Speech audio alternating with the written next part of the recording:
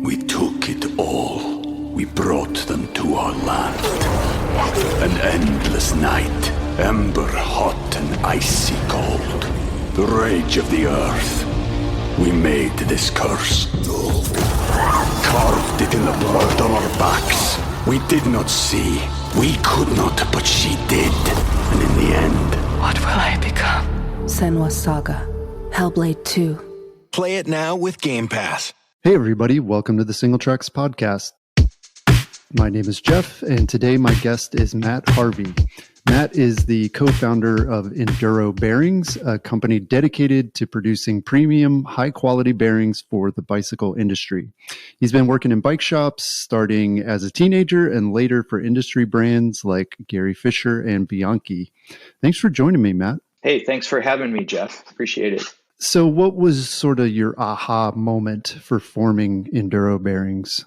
Yeah, that's a good question. I guess because I was in the bicycle industry, and of course you're encountering bearings all the time. It wasn't like I was thinking about them that much, but the guy that I grew up with and worked in bike shops for a long time started making them in his machine shop, but not for bicycles, for forklifts in the early 1990s. And I was helping him with drawings for those. So, okay. So I went from, drawing some frames and things like that at Bianchi to drawing ball bearings, which are all circles, but they're complicated circles. And mostly we were copying some designs that were made before, but he was making these rollers for forklifts that you just turn on the lathe. And so that's how it kind of started. And at the same time, I'd been working at Fisher for a while on one of the first full suspension bikes, and there we were using bushings at the time in the bike, but bearings we found react faster. They move faster with high frequency bumps and so forth. So we were trying to put bearings in those bikes, and so those two things kind of came together at once, and that's how I got into thinking more about bearings and then looking at their design. Yeah, interesting. Well, yeah, I read on your website that Enduro Bearings was founded in like 96, so like mid to late 90s. Has the company always been called Enduro? Like, I don't feel like that term was really used in mountain biking until after that, at least. You know, it's funny because, there was enduro motorcycles, and that's right. Enduro kind of indicates long lasting. And so my business partner actually came up with the name Enduro at the time, but it wasn't a moniker for a type of bike riding at the time. It was just something we thought of while we were sitting down having a beer, as I recall. Yeah. Interesting. Well, that's interesting that it wasn't necessarily intentional, but it worked out. And obviously that's like in mountain biking, that's seen as like a more aggressive form of riding where obviously, you're going to want something that's dependable and high performance. And it's a great name. Yeah. I mean, to that point, it started after that, there was all of a sudden the sector of enduro, and then a lot of products became called enduro. So we had to,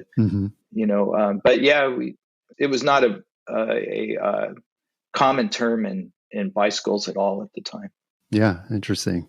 So tell us, what makes bike bearings different from bearings that are used for other purposes?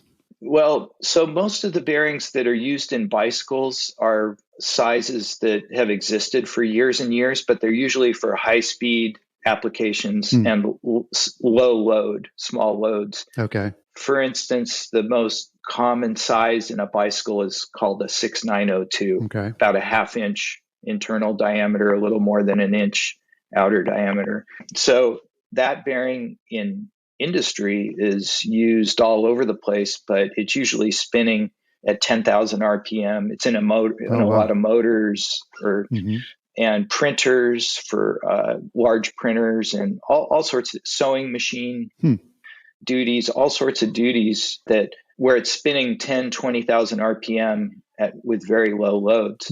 So in the bicycle industry, the same bearing spins at maybe 200 RPM, at the most, usually in a hub or something. but the loads are much higher given the size of the bearing. Okay. So it's same size, but very different application. Yeah, interesting. So what are the challenges involved in designing a high performance bearing, especially for bikes, if we are doing higher loads but lower speeds? So that designation, let's stick with that for a second, 6902, that can have 3 different ball sizes inside of it. Even though it's 12 by 28 millimeters, it can be seen with different size balls and different quantity of balls inside. And that affects the load rating and the capacity, and then how fast you want to turn it. So for high speed application, people will often use smaller balls with shallower grooves, Okay. because it'll make less noise and it'll still hold the load.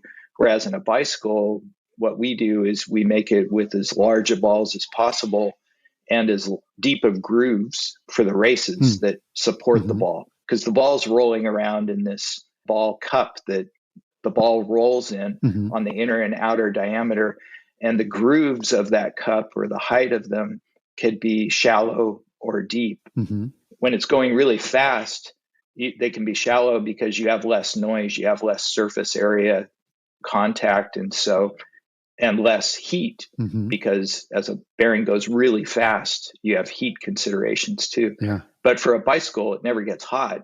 It's just rolling at a lower RPM. So you need more support for the ball, more surface area contact to resist the loads in, let's say, a suspension bike or in a hub where hubs get pulled side to side. You have a disc brake pulling on one side. You have the torque of the chain on the other side.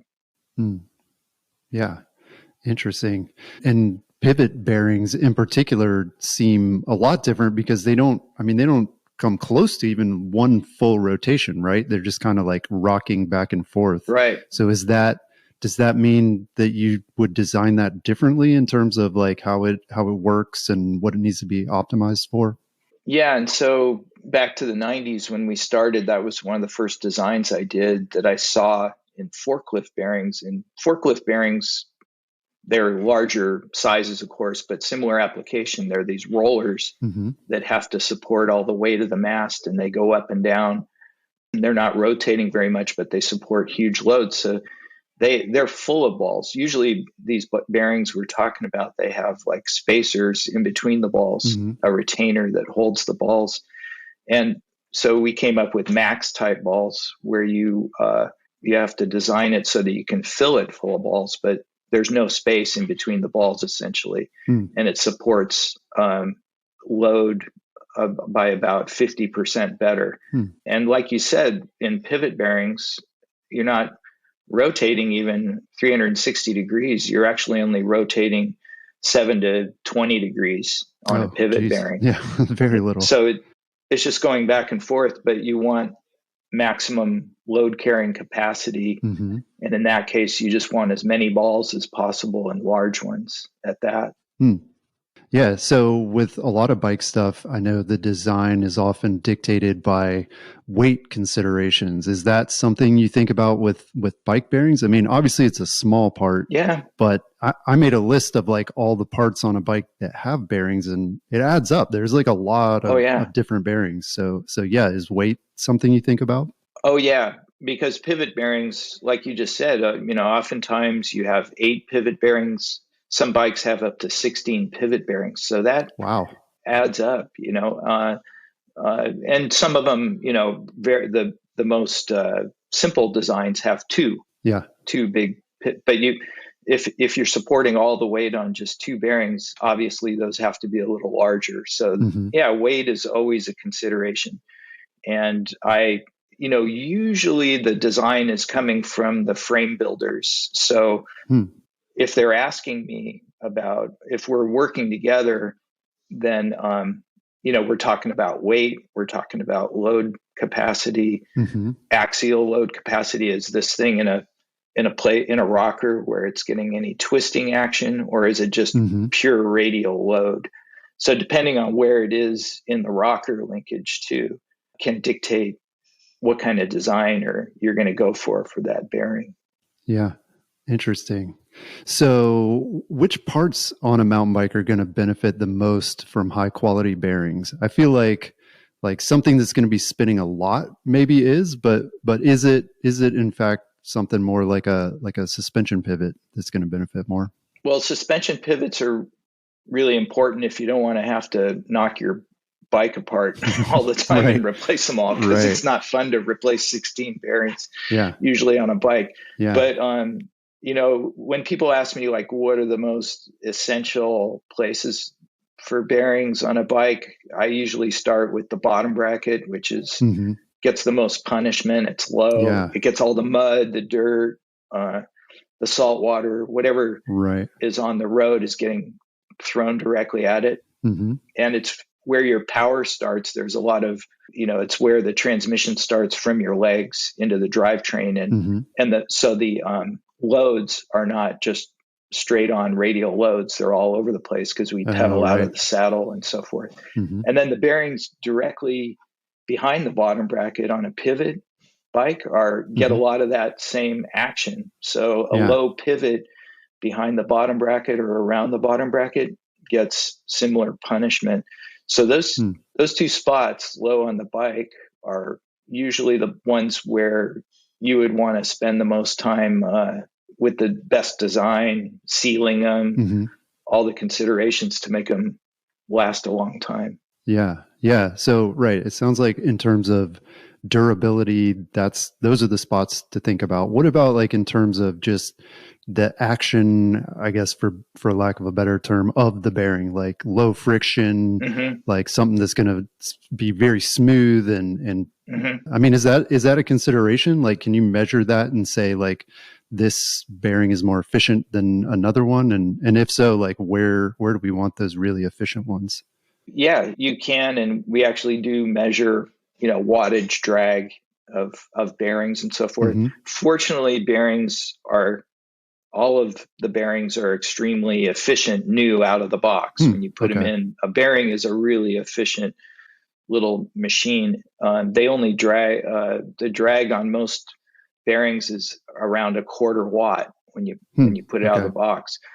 But if it starts getting filled with dirt or wears out, starts galling or pitting, or the metal starts to deteriorate. Usually corrosion starts all that 90% of the time. Then the wattage pull or soak of the bearing goes up. It becomes less efficient. And you hear it. It's like the creaking, the noise, it gets loose. Yeah. So the efficiency goes way down. And other things are affected, like when it gets loose, your suspension linkage is going side to side. We took it all. We brought them to our land. An endless night, ember hot and icy cold. The rage of the earth. We made this curse. Carved it in the blood on our backs. We did not see. We could not, but she did. And in the end... What will I become? Senua's Saga.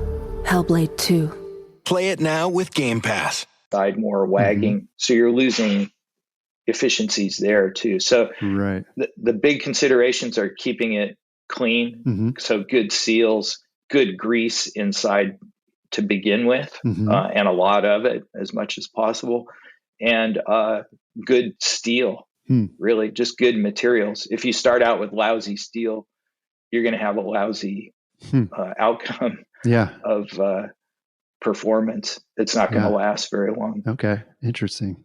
So it's like ingredients. The first part is good steel balls, which we source ours from Japan, all the balls, and the steel coming from good foundries.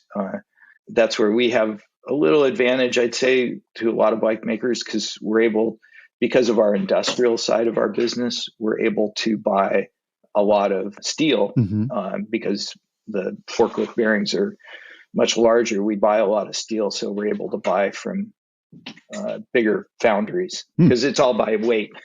Right. Interesting. Yeah. So you mentioned once bearings start wearing out, a lot of times you're going to hear something. You're going to hear creaking or some kind of friction noise. Like, is that the best way to know that your bearings need maintenance, or are there like ways to tell visually, or what's sort of the best way to know when you need to do something? Yeah, actually, it's usually like bearings don't creak. Actually, the bearings usually creak in some kind of, they start creaking inside of a cup, or some aluminum piece is fretting against it. So it could be that if the bearing gets loose, because if it gets loose, then the fit up parts that are with it start to chatter and move against the steel. Okay. So when you have aluminum on steel, that's where you'll get a creak. But usually bearings, you'll start to hear a crunch or a pop, or it's kind of usually more of a startling noise than a creak. Okay. Yeah. And but for instance, or things get loose and you can't tighten it anymore, or if it has a preload adjustment like a bottom bracket, you tighten it and then it gets loose on the next ride. Probably the bearing the balls have worn into the race. Okay. And you can't really adjust the load. It's just wearing out in there. Yeah. Yeah. Are there like preventative things or things you can do to catch it before it gets to that point? Or is it usually, is that okay? Is that normal to just kind of run it until it starts giving you problems? Well, when the metal starts wearing out fast like that, it's usually because it's steel on steel contact or ceramic on steel contact, and there's no more grease. So yeah, you can prevent that by, if you ride in the rain for several hours and everything's gotten washed out, you might want to look at opening up some things and putting some grease back in there, taking the seals off. And you don't necessarily have to take the bearings completely out and wash them, but just getting grease back inside will coat the ball against the race. And that prevents that long time wear that I was just describing. Yeah. Yeah. So yeah, usually people ask me like, how often should I grease a bike? Well, it depends on how much you ride, of course, and how much you ride in the rain. But for someone who rides quite a bit, I'd say once a year, and pivots on a mountain bike, probably get some grease in there once a year if you ride a lot. And if you don't ride a lot, maybe once every 2 years. Okay. You'd be all right. Yeah. Well, so beyond like adding grease to your bearings, are bearings somewhat serviceable, like for a home mechanic? Like, would you ever get down into the weeds of like replacing balls, or like you said, I think you suggested like some people maybe would take them out and clean them and put them back in. Like, is that worthwhile for the home mechanic, or is that like a better bike shop job, or is it better to just buy a whole new bearing when you get to that point? People do it all the time. I do it because I'm interested and I get in there, and it takes some time. Sometimes it's cheaper just to take all the bearing, like on a suspension bike, you knock them all out and put in a whole new set. But you can definitely service bearings like that. You take them out, you have to take the seals off and clean them out in a bath, maybe like a hydrosonic cleaner or something, just to. Which a lot of people don't have. No, exactly. But surprisingly, a lot of people do, because they're cleaning their chains and waxing chains and doing things like that these days. So they may have that cleaner bath, and you clean them out and then you put them all back together. But it's quite a bit of work. It's going to be compared to it might double the length of, let's say you're doing the whole all the pivots on a suspension bike. I don't know, let's say it takes you an hour and a half to do the whole thing, or an hour. It might double the time to do it. Yeah. But if you have the time, it's definitely, and the bearings are still all right. Yeah, it's fine to do that. To clean them all out and re-grease them and put them back in. Yeah. Well, yeah, I'm thinking too, though, a few bike brands have these like lifetime pivot bearings on their frames. And so I guess for some consumers, that kind of makes it sound like this is like a disposable thing, right? Like you run it until you just replace them and they're free or they're cheap or whatever. Yeah. But yeah, you can also, obviously they're serviceable, and that's something that people should consider, I guess. Yeah, I mean, I'm towards this side of being less wasteful. You know, a lot of people tell me, I just buy less expensive bottom brackets because I just throw it away and put a new one in. Mm-hmm. But it's nice to be able to take something apart, I think, you know, re-grease it, clean it out, re-grease it, and put it back in there and let it run for another 6 months or a year rather than just throw it in the landfill. Yeah, for sure. So you mentioned that greasing bearings regularly is important. What's like? What kind of grease should people use for bearings? Like, are there different weights and types that you're going to use depending where the bearing is or the size, or like how do you know what the right type of grease is to use? That's a good question.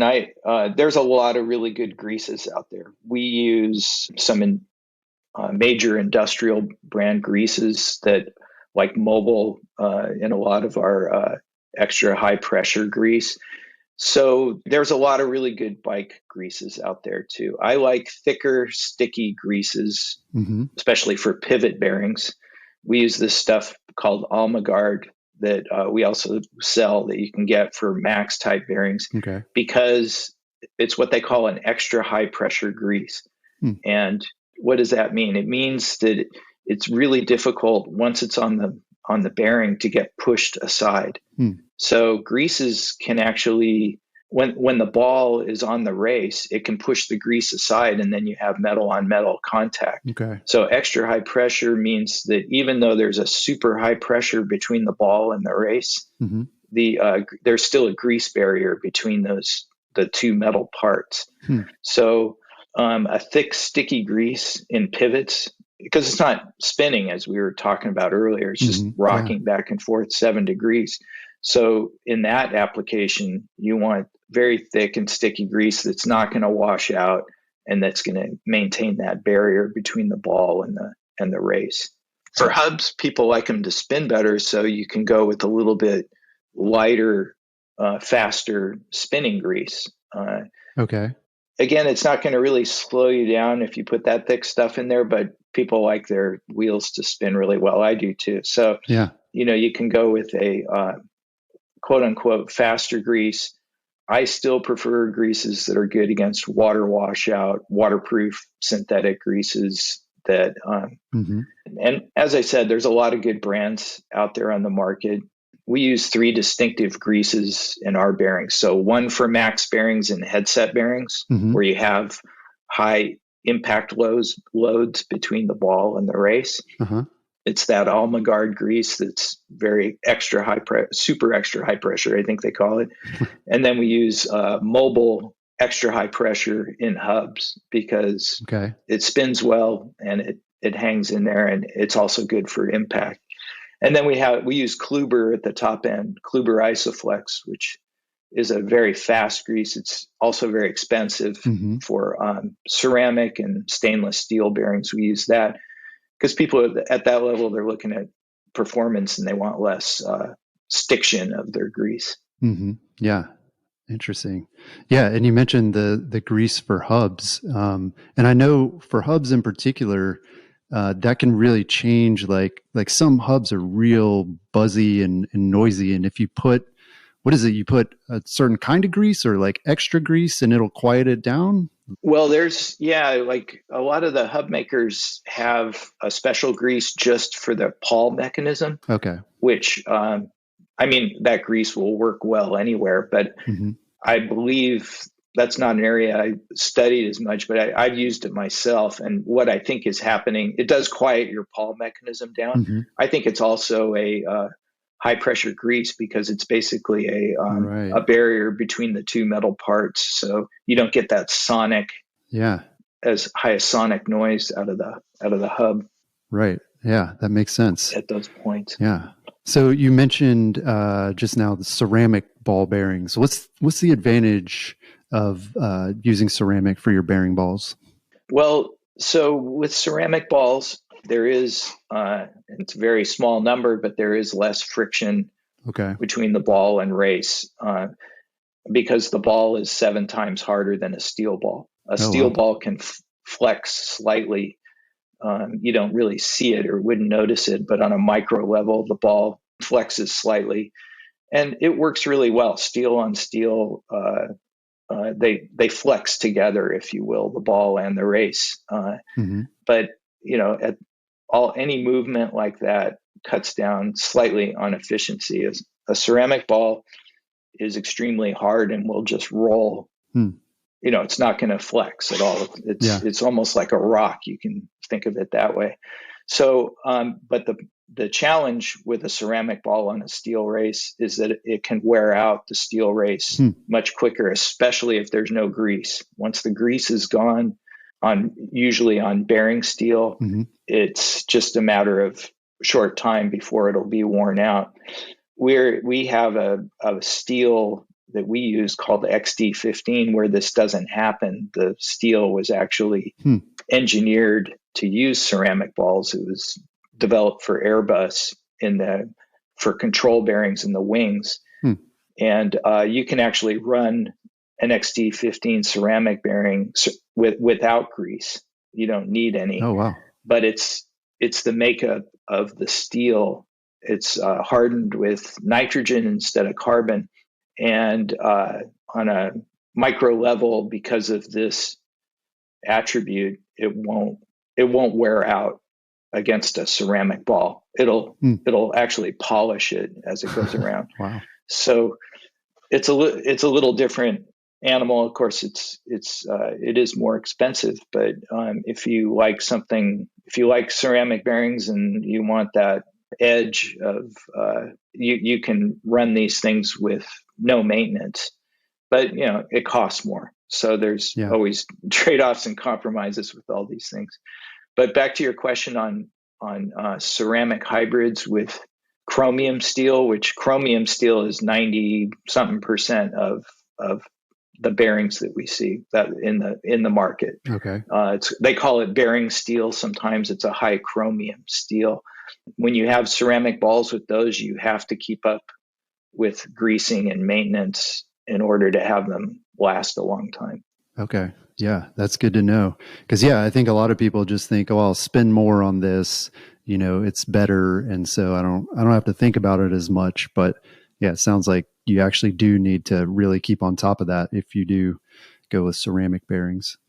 Yeah, it's more important than steel, all steel bearings, to keep the grease in there and to keep them clean. Right. Frankly. Yeah. So, where are most bearings produced? You said that the balls, a lot of the balls that you use come from Japan. Are you sourcing like all the parts and machining parts in different places and then assembling them, or is this kind of all done in one location? No, it's several locations because we make a lot of different bearings and part numbers also for the industrial side. So we do make some in the U.S., in California. We make the races here. The balls are all made at very large factories that all they make are balls. Everybody buys balls from major factories. We buy them from Toshiba and Panasonic. Steel balls are forged. They start out as wire, and they come out of machines, and they're being forged at a real high rate of speed, and then they're ground into their tolerance, round tolerance. Okay. And ceramic balls are formed with heat and pressure and then ground. So they're a little different. They're made in a different way. But the races are all turned and then ground. And sometimes they start out as solid rod, which with our XD15, we can't get that in forgings or tubing. So it starts out as rod and you have to machine it. And that's another reason for its expense. And we do that in California or Singapore. And then stainless steel is usually tubing. And we also process that in Singapore and assembly and so forth there. And then bearing steel, when you can get up to good quantities on sizes, we forge the parts, which forging is always the best way to make things. Okay. So we can't forge every size, but popular sizes we can. And so seals come from Taiwan. grease comes from the US. Most of our assembly is in Asia, either in Singapore, and then for Max bearings, there's a lot of hand labor with assembling Max bearings. They can't be assembled by machine, so those are assembled in Shanghai. Wow. So it's a lot of different places and a lot of different things coming together. Yeah, that's interesting because it is such a small and seemingly simple part, but yeah, it's got a lot of pieces and a lot of hands are involved in putting those together, especially when it's a high quality product like that. So Enduro Bearings, you all make bearings, but also a lot of products that incorporate bearings, like bottom bracket, shells and pieces. So I want to ask you about press fit bottom brackets. Why do you think press fit bottom brackets have such a bad reputation among mountain bikers right now? Well, all that noise, right? We've all experienced a press fit bottom bracket probably creaking if you've ridden enough. Yeah. I know I have. So, press fit came about at the factories some years ago to get around, because workers were cross-threading bottom brackets into the shells and wrecking these very expensive frames because they're going fast at the factory level, using pneumatic tools and so forth. So press fit came about to solve the assembly problem in factories. But it wouldn't have been easier to just tell people how to install them, which way to turn the shell. Yeah. Okay. Yeah. And well, I think they thought, and I've heard all the stories, but I think they thought that since you press fit headset bearings in, why not do it with bottom bracket? But there's a lot of different forces on a bottom bracket. The human motion is pretty herky jerky, not very smooth into putting the power into your bottom bracket, and that has an effect. And we hear the results, the noises, and so forth. So, a lot of makers are going back to threaded bottom brackets again. Yeah. Of course, T47 and BSA is popular again. At that time, we made a version of a press fit bottom bracket that threads together, and now it's pretty popular with a lot of people, torque tight, and where you go back to mechanically threading the thing together so it makes less noise. But I think, press fit in a bottom bracket, I'm not a fan myself, because over time, as bearings wear a little bit and the parts wear, it's going to make noise. It's just a matter of when you're going to have to address it if you ride a lot. Yeah.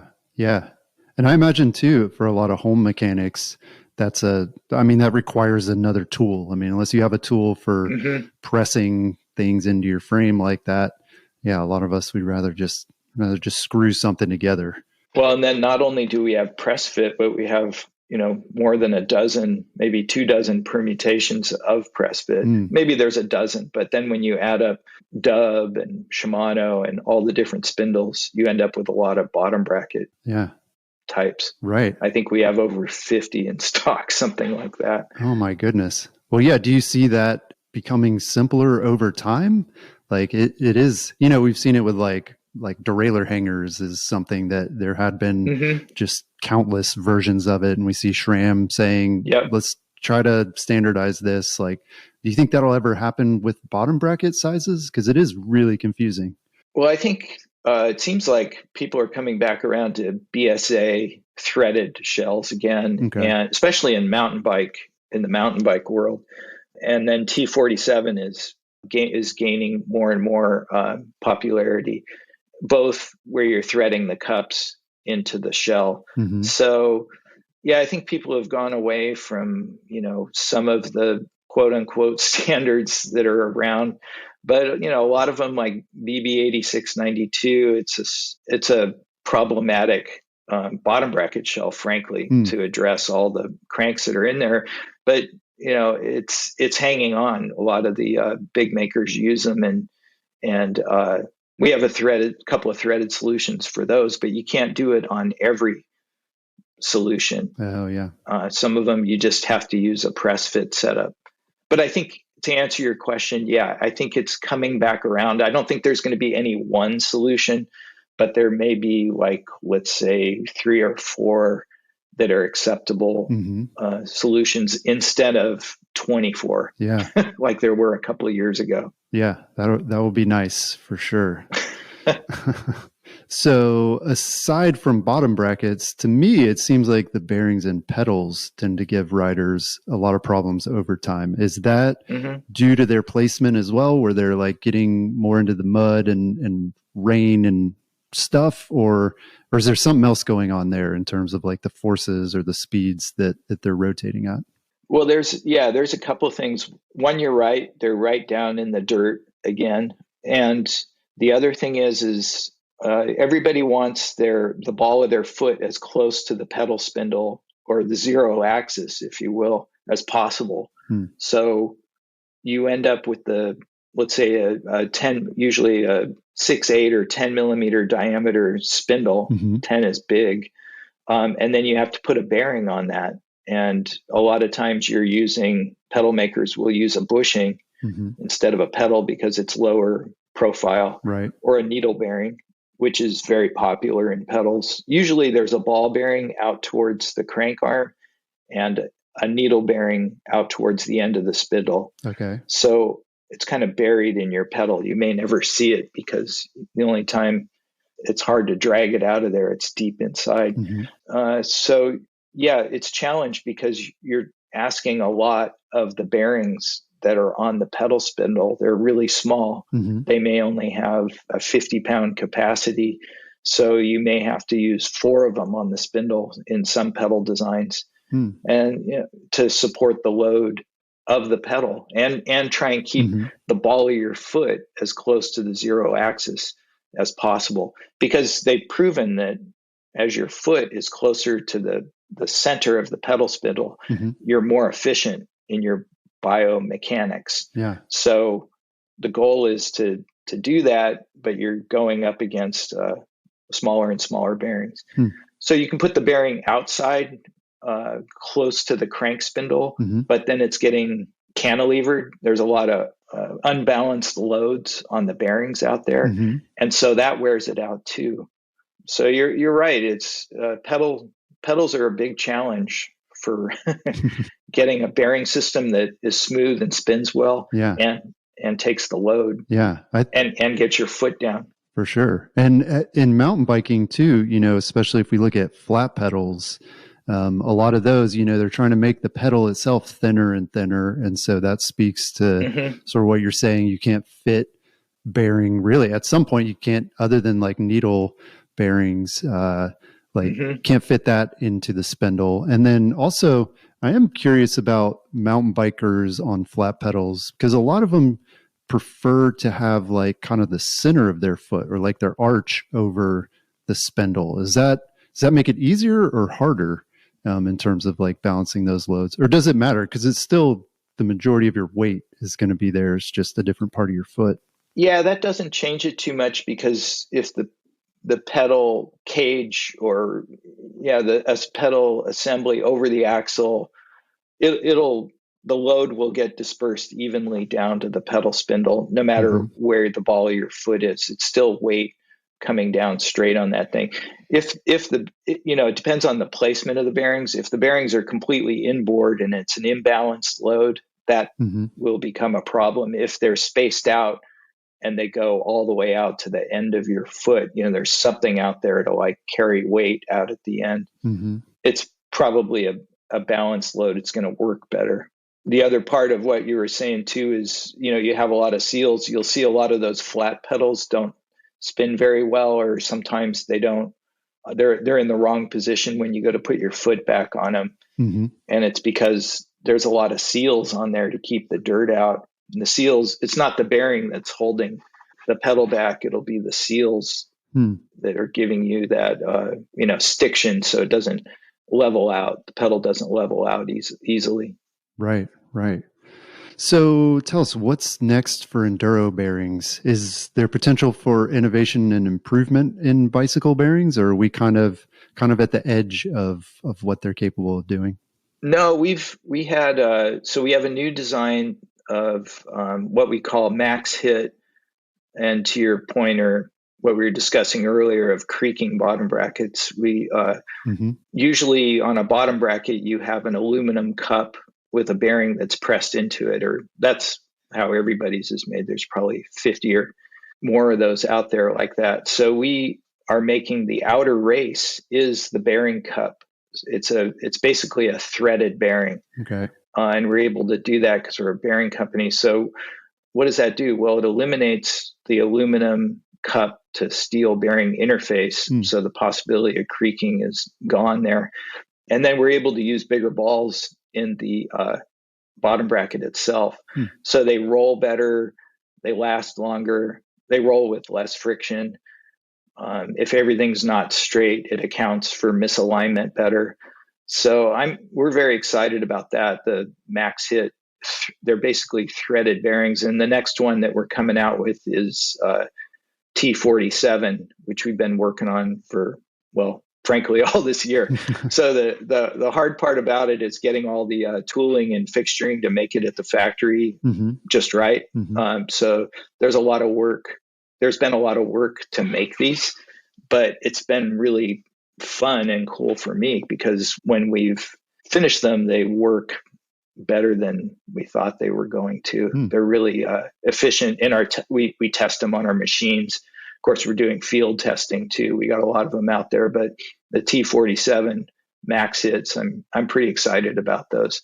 You know, bearings are funny because you don't see them, you only think about them when you have a problem, right? Usually, right? It's like, but you're suspended on them. They're really important. Everything you do on a bike, there's a bearing between you and the road. Whether you're suspended on headset bearings, bottom bracket bearings, the whole thing is, it's like your tires. You're on tires, you're on bearings too. Yeah. So they are pretty important. But I'm excited about this one. I think it's kind of a fun thing. And then, as you said, all the different standards we have to address each. We're just doing BSA and T47 so far, and we have two headsets out now. Okay. With the same design, the max hit design. Okay, cool. Well, are there opportunities in bikes similar to how you got your start, where bikes are using a bushing, where maybe we could use bearings and it would be more effective, or are bearings pretty much everywhere they're going to be on a bike? Most people still use bushings with, there's a lot of bushings in pedals because of the clearance problems. Yeah. And I have some ideas there that could work out better, I think, with bearings. But for the most part, there's bearings everywhere in bikes, and there's not very many makers. There's a few suspension makers that use bushings in different places instead of ball bearings. My experience tells me and shows me that bearings move faster. They always improve the suspension point. For instance, shock mounts always have bushings on them, and now some of them have moved to bearings for the shock mounts. It's a big difference when you set up your shock. When you move from a bushing to a bearing, it moves faster, and the performance of especially high frequency bumps and so forth is immediately improved.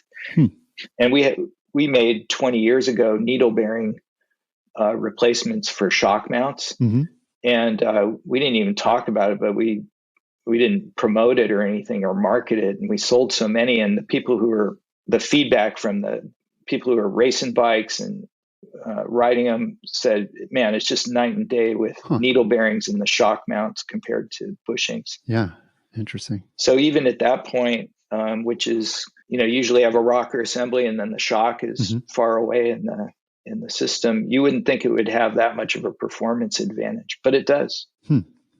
Yeah, that's super interesting. I feel like a lot of people listening they're going to go check their bike right now and see what they've got on their shock mounts and be like, maybe I should upgrade this. So that's great.